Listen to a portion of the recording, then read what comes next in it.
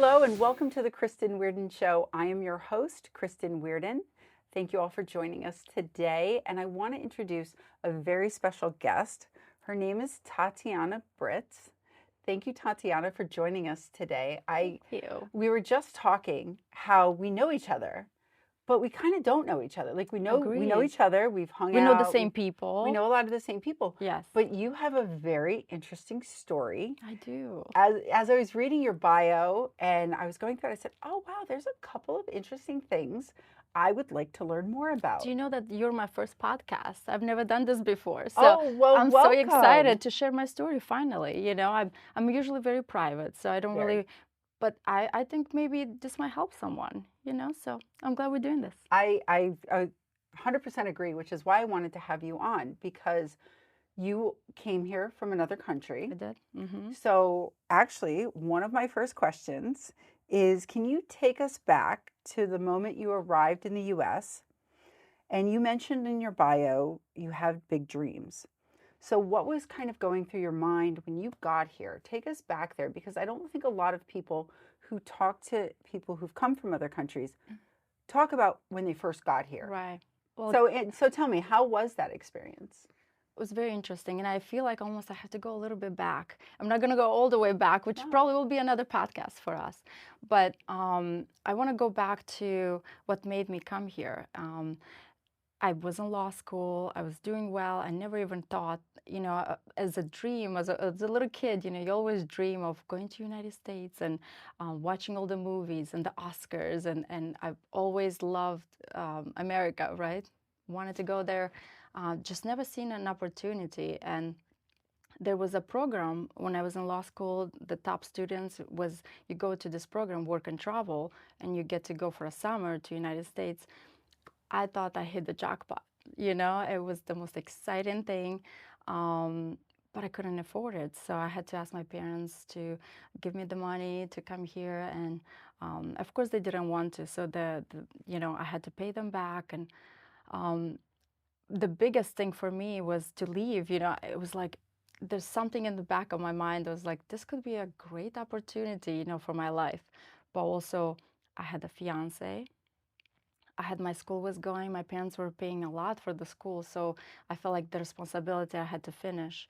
Um, but when we came to United States. They dropped us, 100 students that time came. 100 students. They brought us all to Orlando.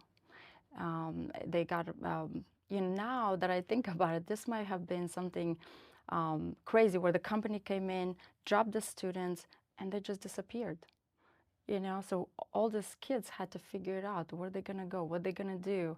I was lucky enough that there was a couple that we met on the plane.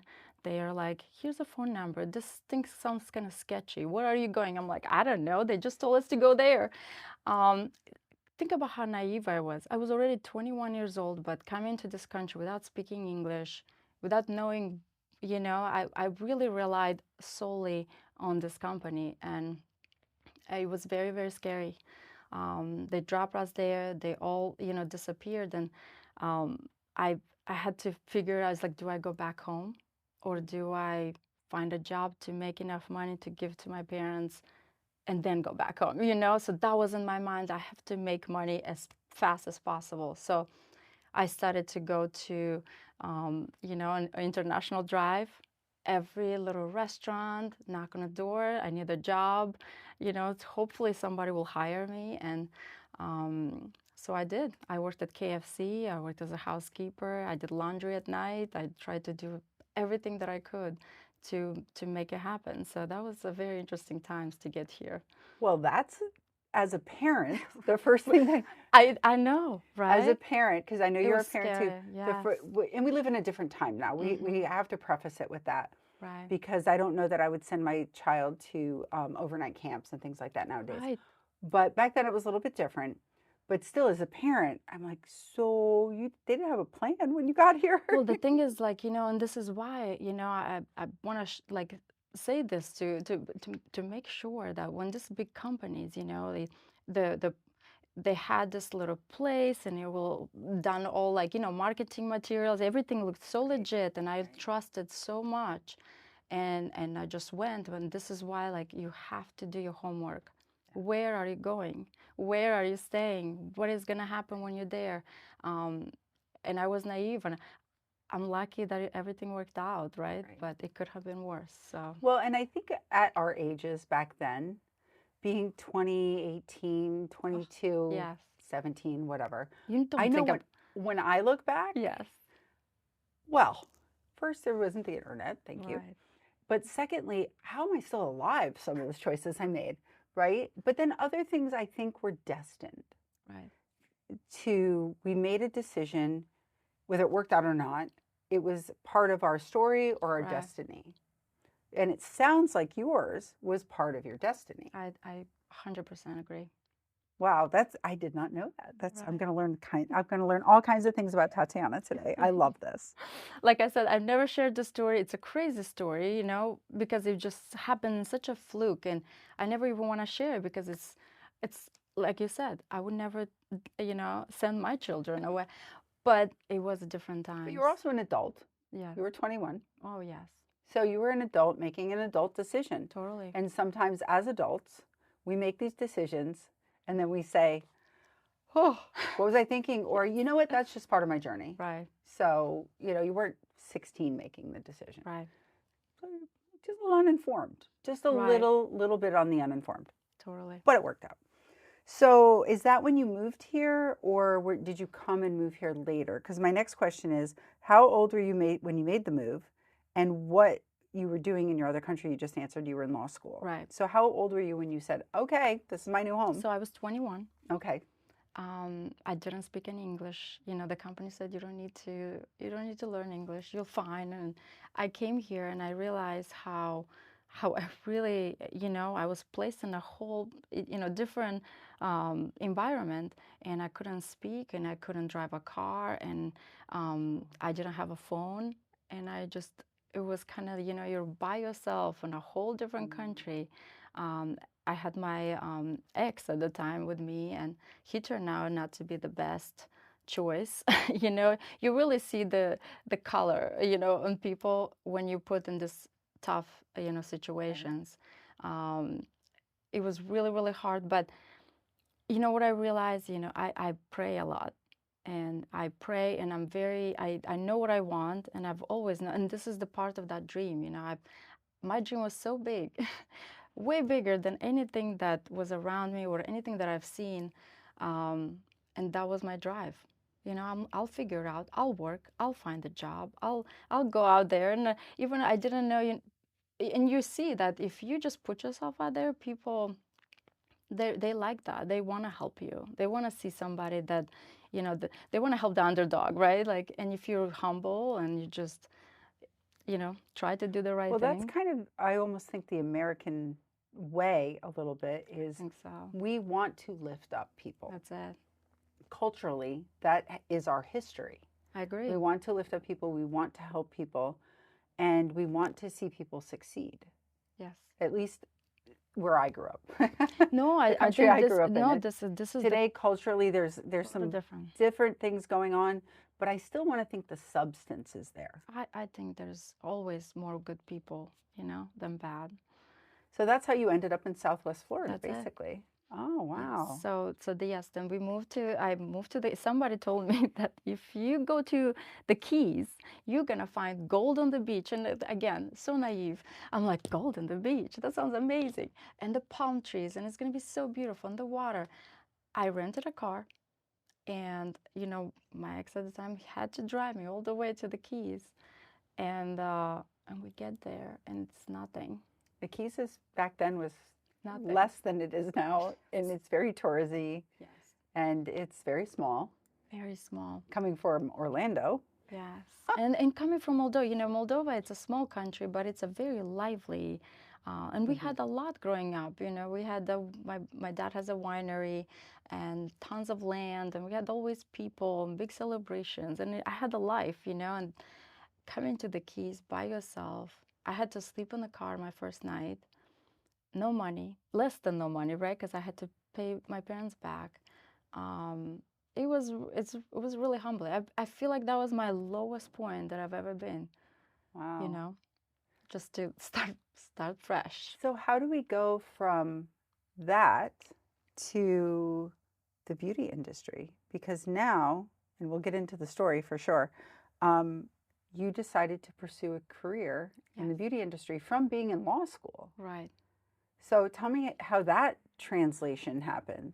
You know, it happened because I wanted to better myself. I wanted to look better, right? So it started with me trying to get facials and trying to get makeup and tips and tricks. And in Naples, there was really no places that I could ask questions, or, you know, I was pretty shy because my English wasn't very good. So I would go to places and I would ask questions, and people were kind of like, you know, do you have an appointment? And I'm like, I just want to ask a question. And I just felt like there has to be a place where people can go into, and how can I look better? And somebody has to advise them.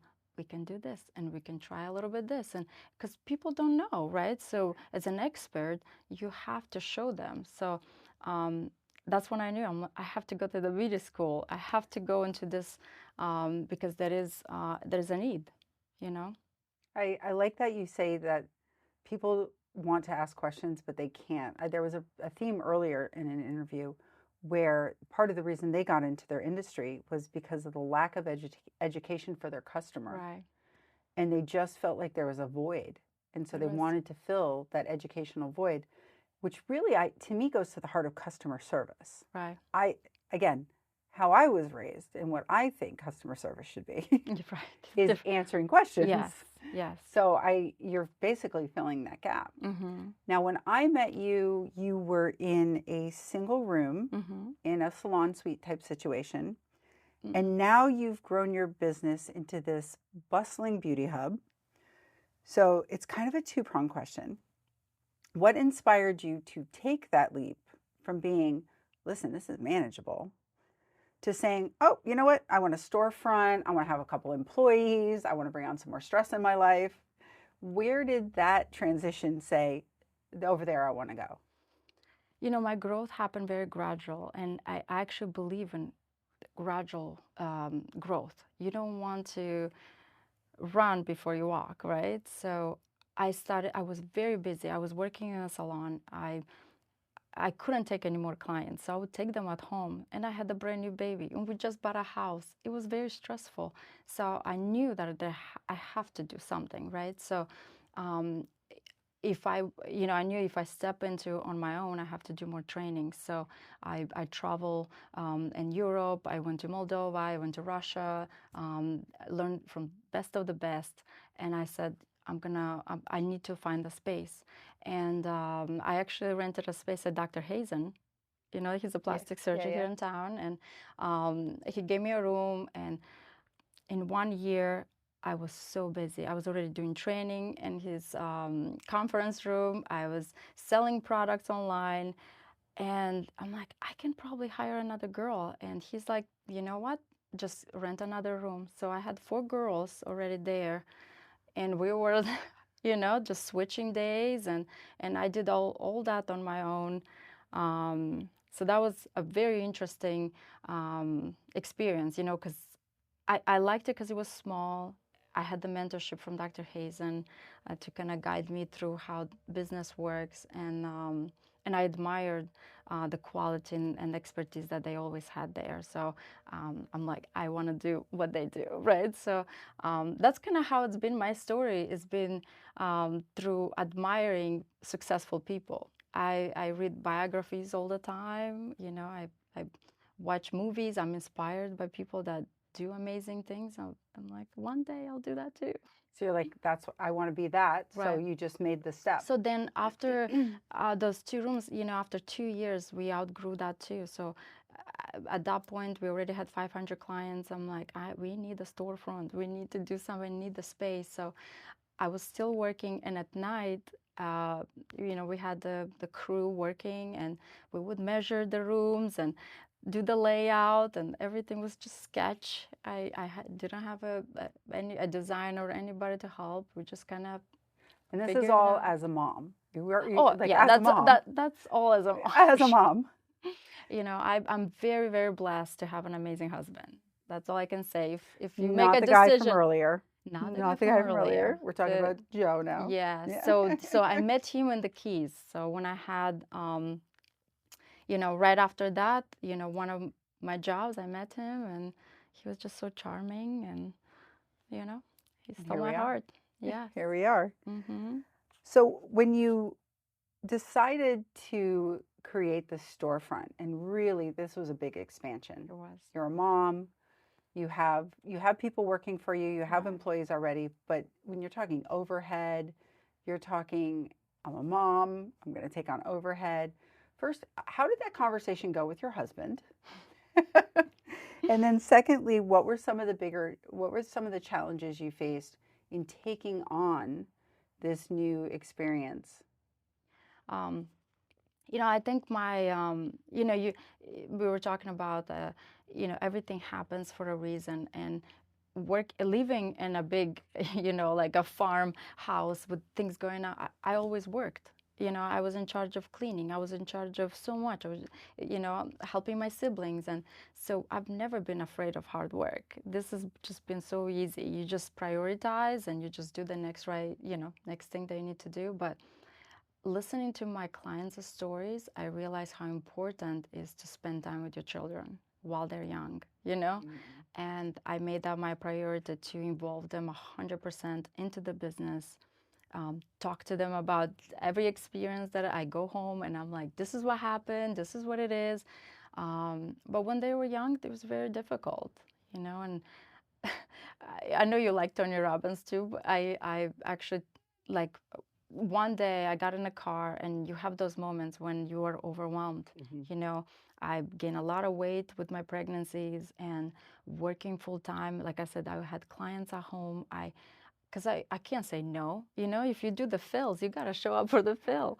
And next thing you know, you're like, what am I doing? I can't do everything. I have to learn to delegate. And I just didn't know how that is. My husband had a full career. He's got his own thing going on. So, you still have to be a good mom. You still have to look good and all those things. So one time I get in the car and I put on YouTube and Tony Robbins says, if you want your things to change in your life, you have to change. You got to do more. And for some reason, that kind of just resonated. I'm like, you know what? I do have to wake up at 5 a.m. I have to drink my water.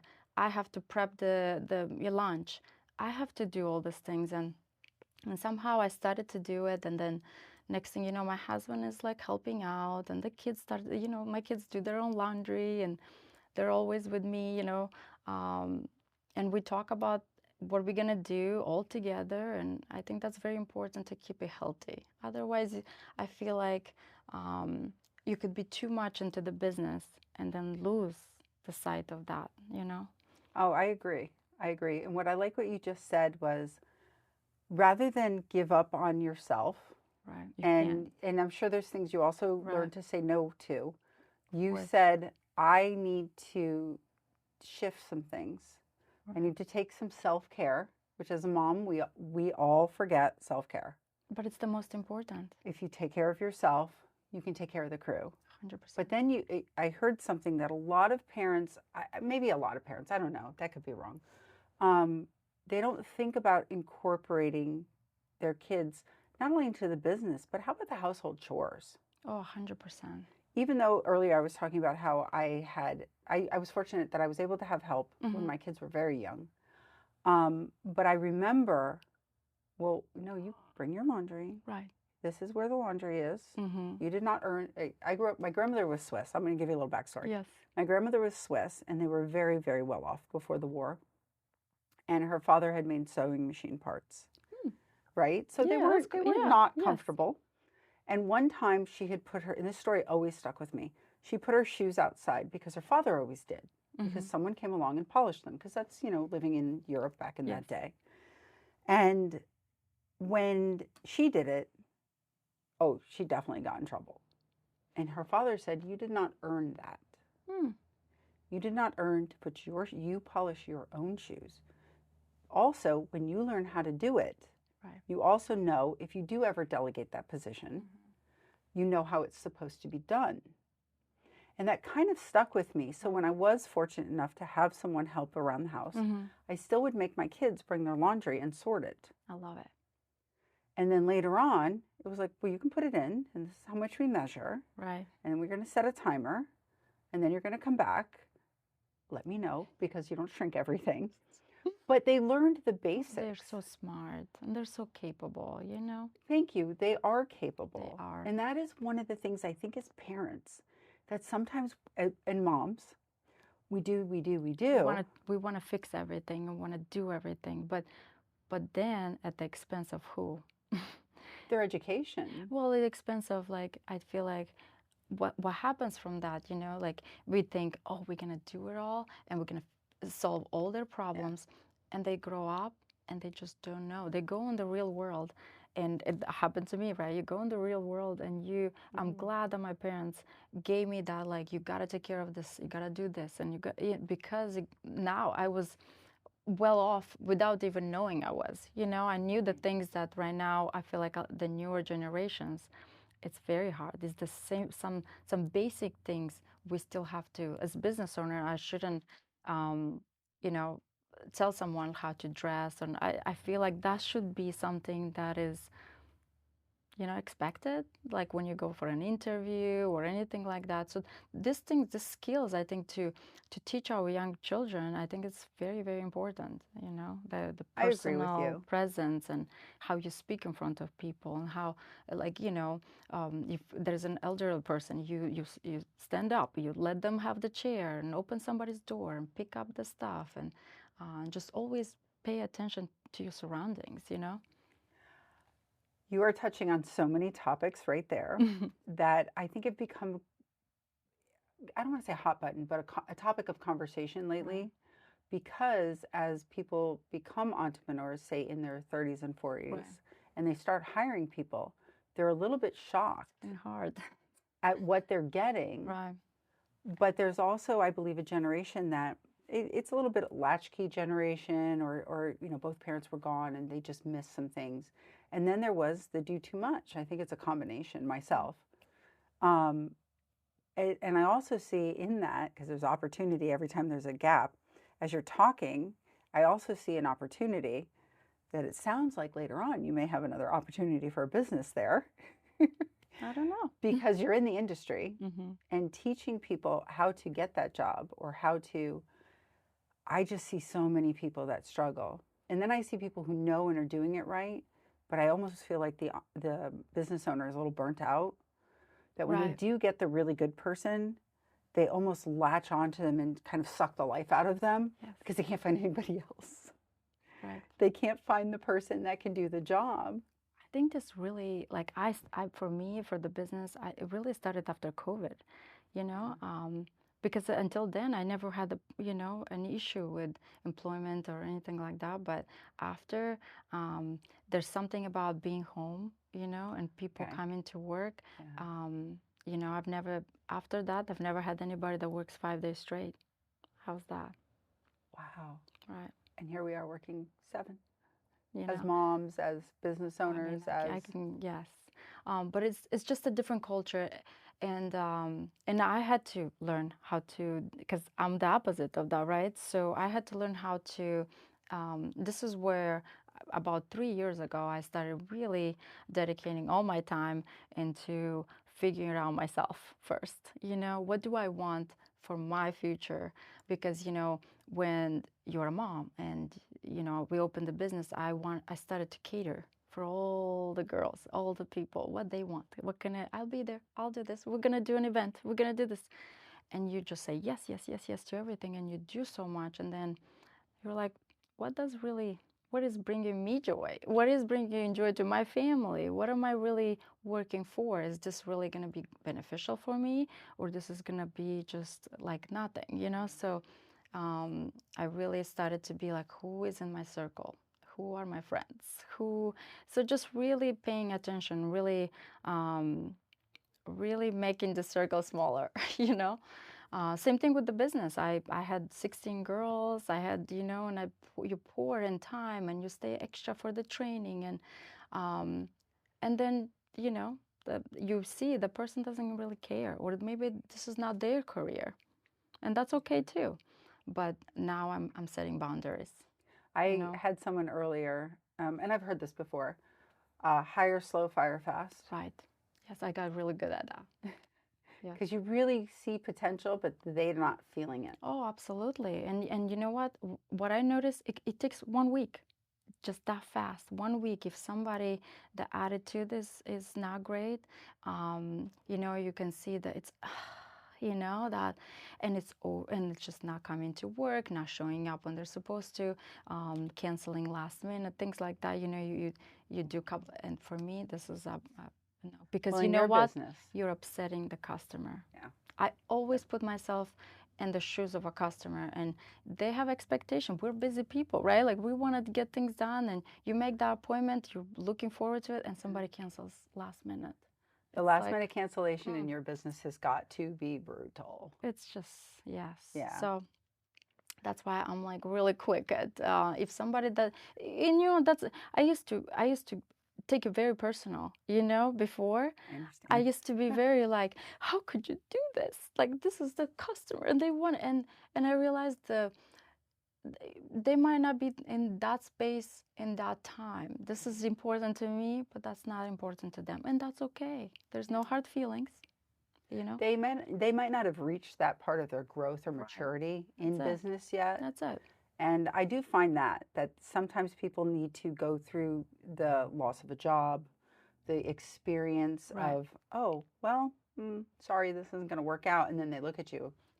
Yeah. What do you mean?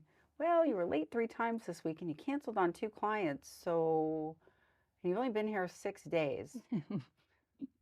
No, I had I had Sorry. I had everything. I had everything, and nothing prepared me for this. I feel like this has been probably the hardest thing in my In business. career, in general, is working with people, different kinds, you know. Right. Because you know you have again after COVID, everybody wanted to open their own business, you know, so that was a thing. Yes, it was. And again, I'm rooting for everybody, but you have to walk before you run, right? We just talked about this. Like, I never made a move without, like, strategically know that this is the next step. I had to do this because I just can't do this anymore. And you see, this girls will come in and they're like, well, I can get busy. I'm not busy here, but I'm gonna get busy somewhere else, you know, by myself with no training. Yeah. I always said to the girls, like, when you finish school, you're at zero. When you work for someone, this is where you get skills. Work 2 years for someone, work another 2 years for someone else, gain all that knowledge, then go and crush it and, you know, live your dreams. You can't just after school go and do your own thing. It's just, Well, you're running up against social media right, where everybody's got everything right.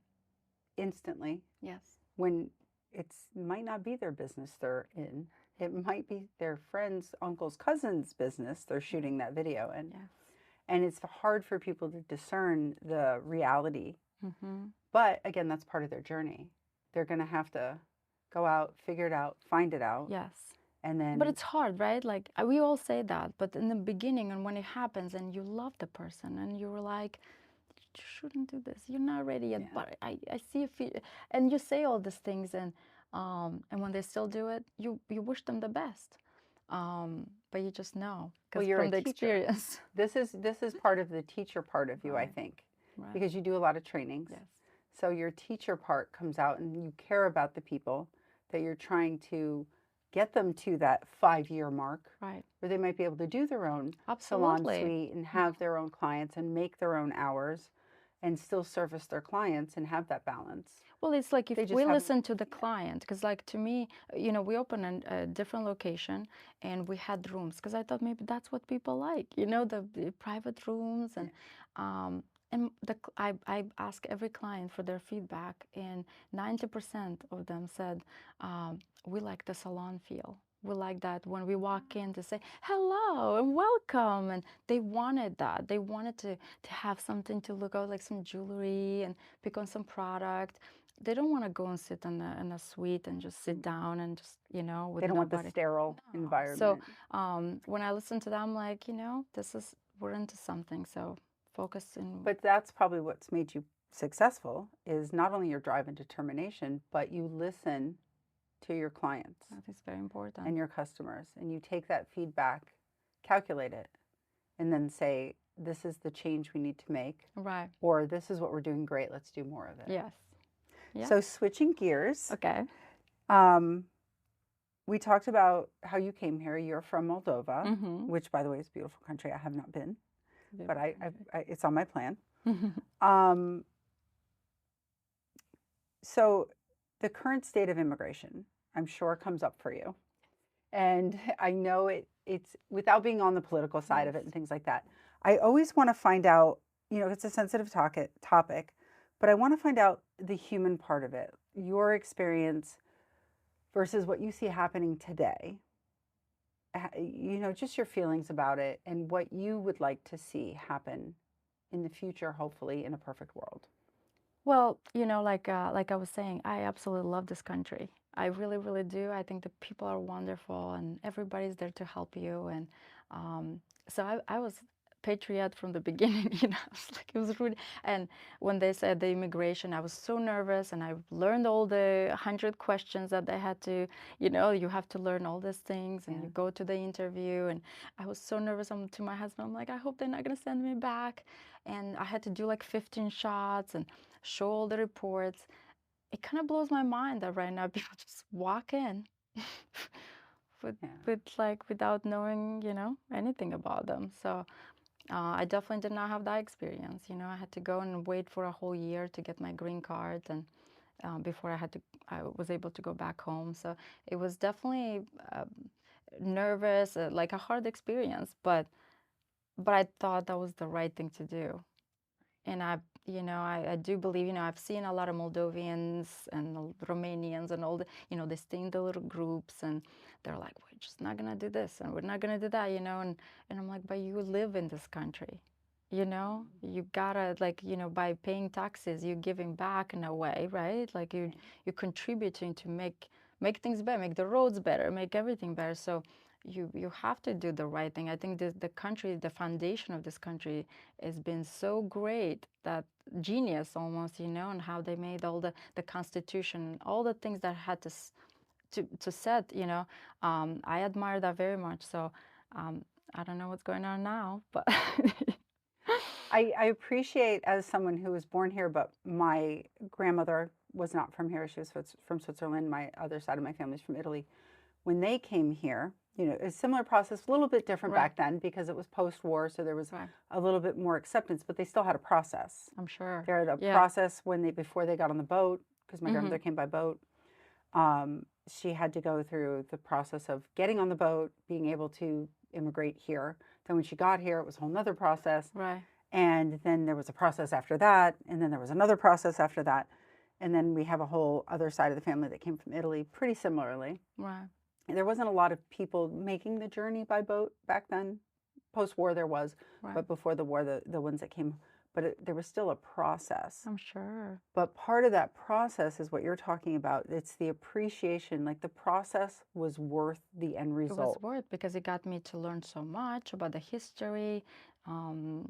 Also you're updated on all your vaccines, like that you're not, I thought that was like, oh, how amazing. They want to know my records from Moldova. And I had to ask my mom for all the stuff. And so I didn't say, I wanted to do that process. I felt so great that I'm going to be a part of, a citizen. So it felt great. I love that. You and I like how you said you're a patriot from the beginning, because I can see that you understand why the process is there. Right. And even the taxes part, most people don't want to pay taxes. I always say, if you're not paying taxes, you're not making money.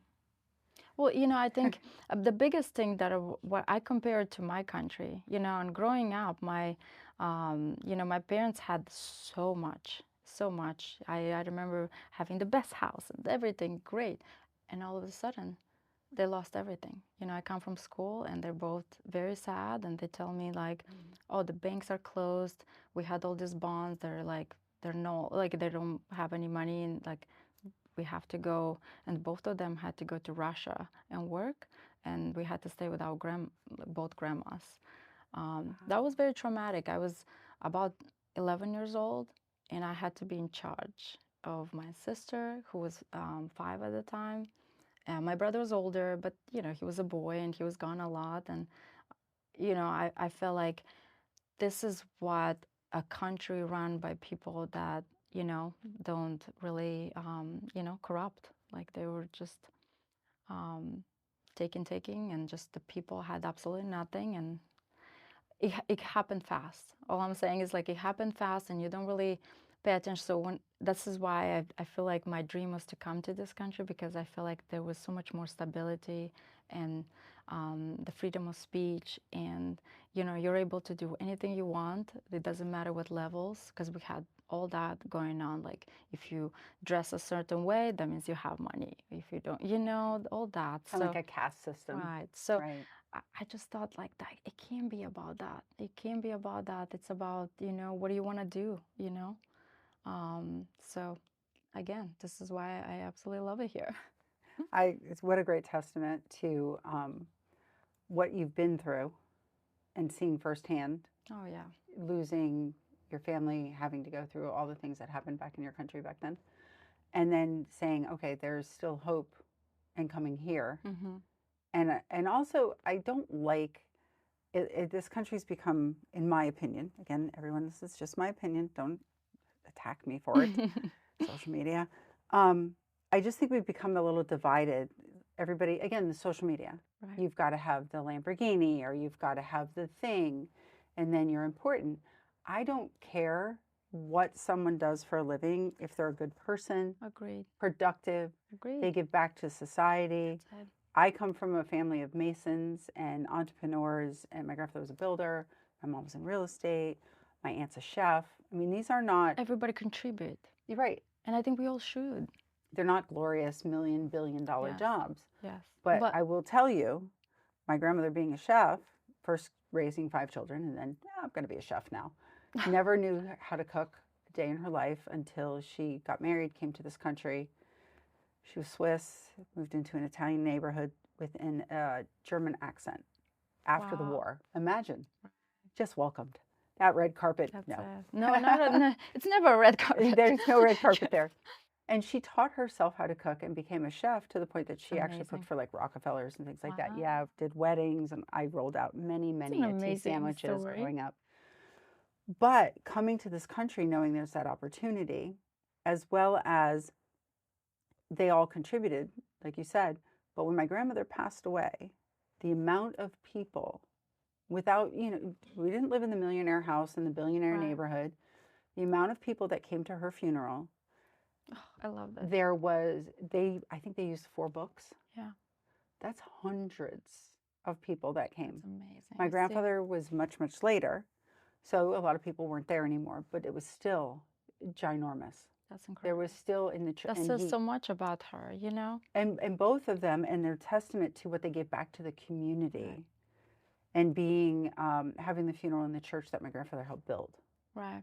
You know, these are things that people coming here feel. And I would personally, again, my opinion, personally would like people who are more here Yes. to just appreciate How things much like the freedom of speech, which I think has really gone, it's gotten a lot of pushback, we'll say. Yes. Because again, I don't want to get too political, but Right. But this is honestly what got me to give back. Like it started with, you know, you open the business and you do everything and you bought the house and okay, what's next, you know? And I just felt like I felt a little empty in a way of like, you know, I have this gratitude. All these clients have shown me so much.